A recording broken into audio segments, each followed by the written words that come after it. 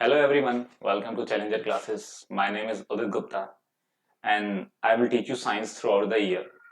ये जो basic lectures हम बनाएंगे वो क्लास 10th की साइंस के लिए बनाएंगे। इस सीरीज में आपको क्लास 10th की साइंस का हर एक चैप्टर मिलेगा जिसको मैं थॉरली डिस्कस करूंगा। हमारे जो लेक्चर्स हम बनाएंगे वो एक चैप्टर का लेक्चर एक ही वीडियो में नहीं होगा, आपको टॉपिक वाइज वो लेक्चर्स मिलेगा, आप प्लेलिस्ट में जाके देख सकते हो। तो अगर बात की जाए मेरे क्वालिफिकेशंस की तो मेरी एमएससी इलेक्ट्रॉनिक्स हो रखी है दिल्ली यूनिवर्सिटी से, और दिल्ली यूनिवर्सिटी से मेरा ग्रेजुएशन भी हुआ था इलेक्ट्रॉनिक्स में ही। मेरा एक्सपीरियंस ऑलमोस्ट 6 इयर्स का है। तो बिना कोई टाइम वेस्ट किए हम अपने नेक्स्ट स्लाइड की तरफ चलते हैं।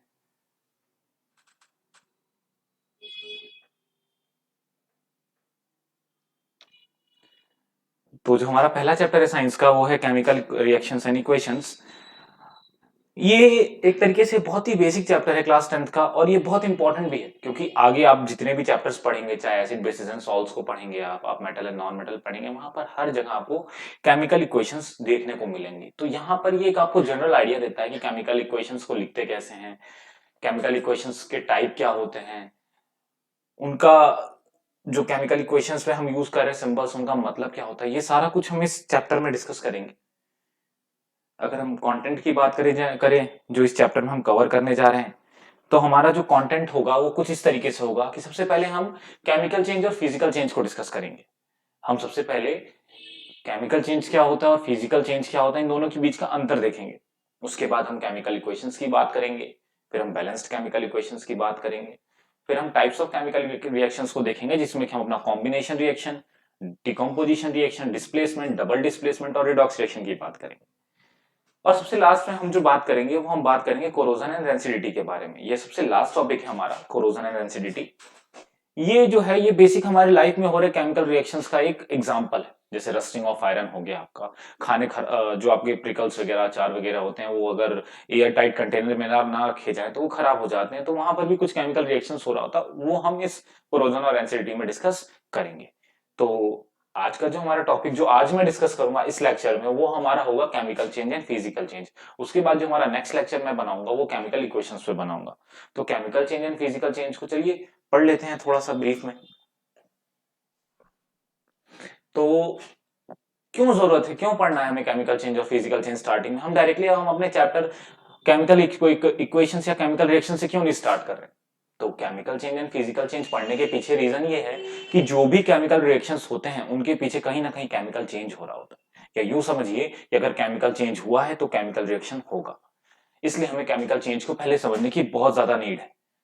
तो केमिकल चेंज दो चेंज होते हैं बेसिकली हमारे सराउंडिंग्स में, दो तरह के चेंज होते हैं। आप कभी कभी पढ़ोगे तो आपको reversible, irreversible change, physical change, chemical change, अलग अलग टाइप के चेंजेस आपको पढ़ने को मिलेंगे। लेकिन जो सबसे बेसिक होता है जिसके अंदर सारे चेंजेस इंक्लूड होते हैं वो हमारा केमिकल चेंज और फिजिकल चेंज होता है।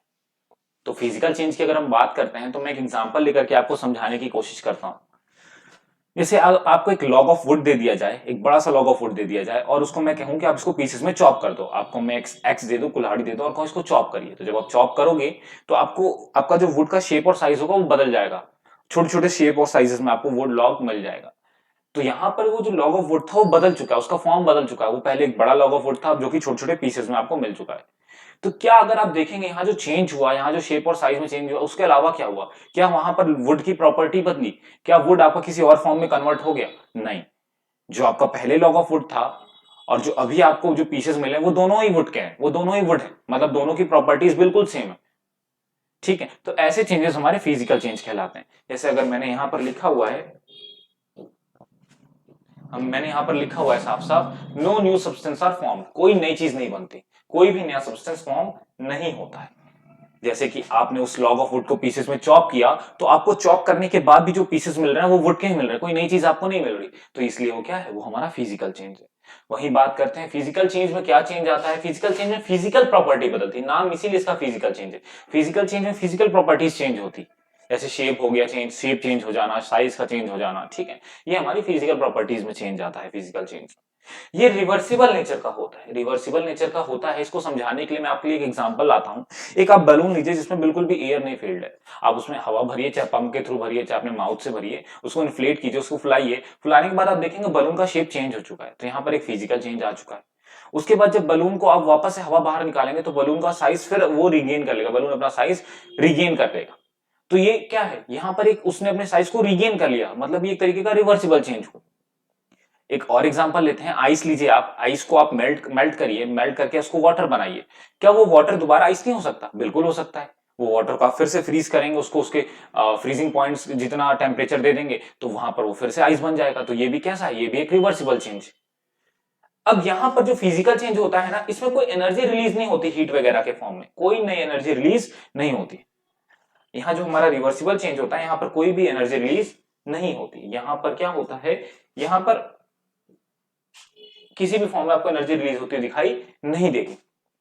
एग्जांपल्स में अगर आप देख लीजिए तो यहाँ कटिंग ऑफ वुड हो गया, जो कि मैंने आपको समझाया। Melting of ice, melting of ice में क्या हो रहा है, स्टेट का चेंज हो रहा है। तो कभी कभी स्टेट में चेंज होना भी फिजिकल चेंज को सिग्निफाई करता है, हमेशा नहीं, कभी कभी, क्योंकि स्टेट चेंज होना केमिकल चेंज को भी सिग्निफाई करता है। तो यहाँ पर कभी कभी स्टेट में चेंज होना भी क्या है, फिजिकल चेंज में आता है, जैसे मेल्टिंग ऑफ आइस के केस में। उसके बाद हम बात करते हैं अपना केमिकल चेंज के बारे में। केमिकल चेंज में क्या होता है, नई चीज बनती है, नई चीज बनती है। इसको समझाने के लिए मैं आपके सामने एक एग्जांपल लेता हूं। मैं वही सेम लॉग ऑफ वुड लेता हूं जिसके रिस्पेक्ट में मैंने आपको फिजिकल चेंज समझाया था।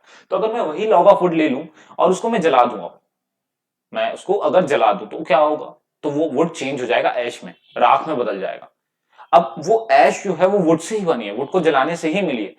लेकिन अगर आप ऐश को देखोगे तो उसकी प्रॉपर्टी वुड से बिल्कुल अलग है, जो राख है उसकी प्रॉपर्टीज वुड से बिल्कुल अलग है। तो यहां पर क्या है, यहां पर एक केमिकल चेंज हुआ। केमिकल चेंज हुआ मतलब एक नई चीज बनती हुई आपको दिखाई दी। पहले वो वुड था जिसको, जो अब जलने के बाद हमें राख में कन्वर्ट होता है या ऐश में कन्वर्ट होता हुआ दिखाई दे रहा है। तो ये एक तरीके का केमिकल चेंज है। अब जो सब्सटेंस बनेगा उसकी केमिकल प्रॉपर्टीज भी नहीं होंगी। ऐसा नहीं कि जो वुड की केमिकल प्रॉपर्टीज है वही केमिकल प्रॉपर्टीज उस ऐश की भी होंगी। केमिकल प्रॉपर्टीज क्या होती है, केमिकल प्रॉपर्टीज का मतलब होता है जैसे कि वो रिएक्शन कैसे कर रहा है, वो दूसरे पानी में के साथ कैसे रिएक्ट करेगा, ऑक्सीजन के साथ कैसे रिएक्ट करेगा। तो जो रिएक्शन वो कर रहा है वो उसकी केमिकल प्रॉपर्टीज है। ठीक, तो जो नया सब्सटेंस बनेगा उसकी केमिकल प्रॉपर्टीज बिल्कुल ही क्या होंगी, डिफरेंट होंगी। वो इरिवर्सिबल नेचर का होगा। जैसे कि एक बार वो ऐश बन चुका है वुड से, वो राख बन चुकी है, तो वो राख अब कभी भी वुड नहीं बन सकती। तो ये एक तरीके का क्या है, इरिवर्सिबल चेंज। आगे बढ़ते हैं, यहां पर इस रिएक्शन में या तो एनर्जी एब्जॉर्ब होती है या तो एनर्जी रिलीज होती है। इस रिएक्शन में, केमिकल चेंज में, या तो एनर्जी आपको एब्जॉर्ब होती हुई दिखाई देगी या तो रिलीज होती हुई दिखाई देगी। ठीक है, और यहां पर एग्जांपल में बर्निंग ऑफ वुड, जैसा मैंने आपको समझाया। रस्टिंग ऑफ आयरन, ये बहुत कॉमन एग्जांपल है केमिकल चेंज का, rusting of iron. Rusting of iron में क्या होता है, आप देखते हैं कि आयरन अगर ह्यूमिड एटमॉस्फेयर में अगर रख दिया जाए तो वहां उसके ऊपर एक लेयर आ जाती है। ठीक है, तो वो लेयर क्या होती है, वो रस्ट होती है, जो कि आयरन से बिल्कुल अलग होती है। लेकिन वो रस्ट बनी कैसे, आयरन से बनी, जब आयरन ने रिएक्ट किया ह्यूमिड एटमॉस्फेयर में वाटर और एयर के साथ। तो ये हमारा कुछ फिजिकल और केमिकल चेंज का एग्जाम्पल है। ठीक है, आगे बढ़ते हैं नेक्स्ट स्लाइड की तरफ। तो यहां पर क्या है, नेक्स्ट स्लाइड में अगर हम बढ़ते हैं आगे, एक सेकंड में इन लाइंस को थोड़ा हटा देता हूं, इनको मैं हटा दूं।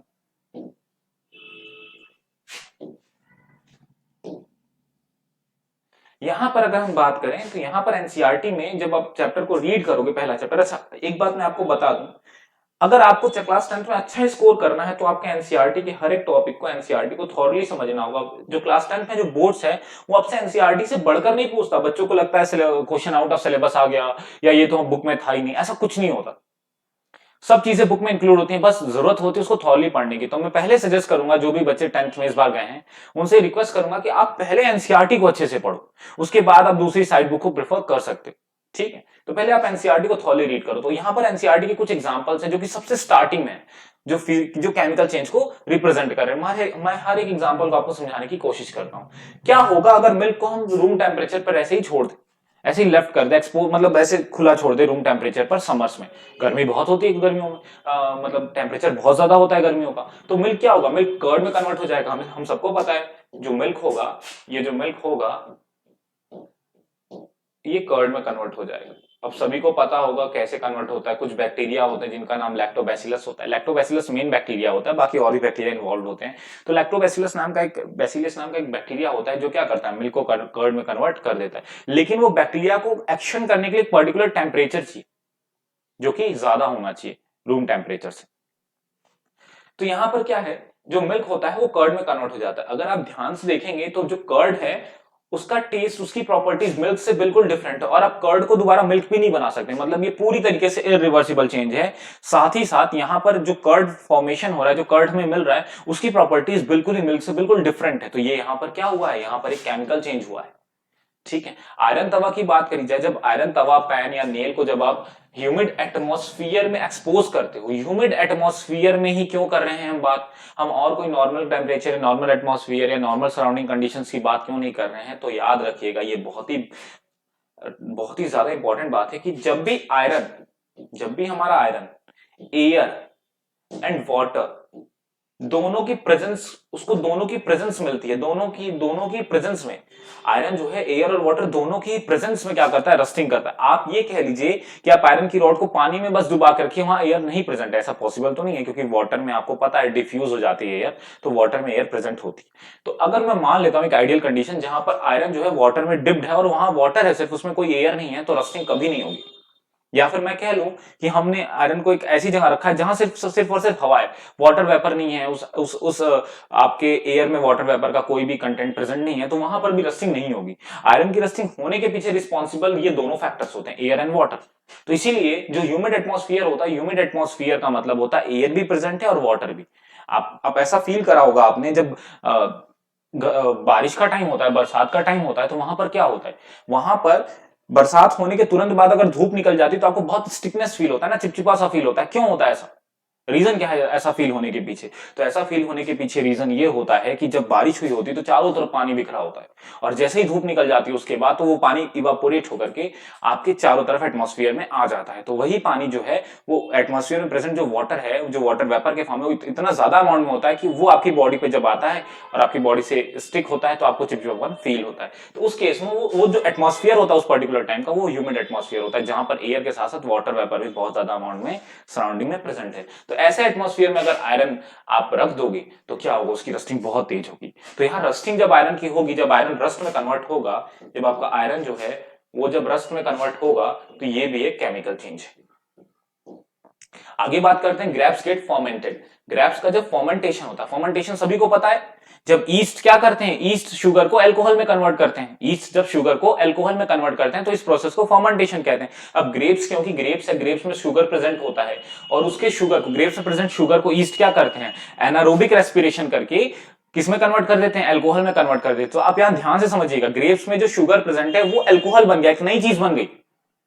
और हमने यही तो सीखा है केमिकल चेंज में कि किसी नई चीज का बनना, तो यहाँ एक नई चीज बन गई, तो जब वो एक नई चीज बनी है तो यहाँ पर भी क्या हुआ है, केमिकल चेंज हुआ है। फूड, इसको खाना पकाते हैं, खाना पकाते हैं, उसका टेस्ट बदल जाता है, उसकी प्रॉपर्टीज बदल जाती है, आप उस पके हुए खाने को दोबारा रॉ में नहीं कन्वर्ट कर सकते। तो ये सब भी किसका है, ये एग्जांपल भी किसका है, ये भी आपके केमिकल चेंज का एग्जांपल है।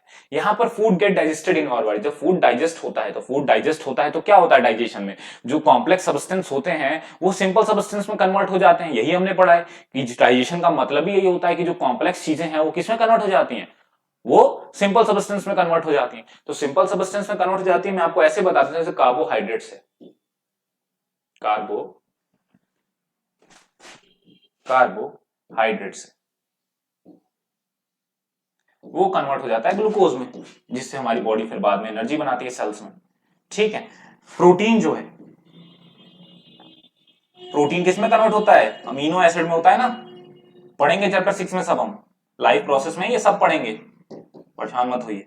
और उसके बाद फिर हमारा जो फैट है वो फैट कन्वर्ट हो जाता है फैटी एसिड या ग्लिसरॉल में। हमारी बॉडी जो होती है ना, हमारी बॉडी जो फैट, जब हम फैटी चीज ज्यादा खाते हैं तो हमारी बॉडी उसको ना स्टोर करती है ग्लिसरॉल के फॉर्म में, फैटी एसिड या ग्लिसरॉल के फॉर्म में यूज करती है। और जब हमारी बॉडी को एनर्जी की रिक्वायरमेंट होती है तो यहां से ग्लिसरॉल की मदद से फिर वो एनर्जी बनाती है, स्टोर्ड, जो फैट स्टोर्ड है, जिसको हम ग्लिसरॉल के फॉर्म में जो फैट स्टोर्ड है, हमारी बॉडी क्या करती है, उससे एनर्जी बनाती है जब रिक्वायरमेंट होती।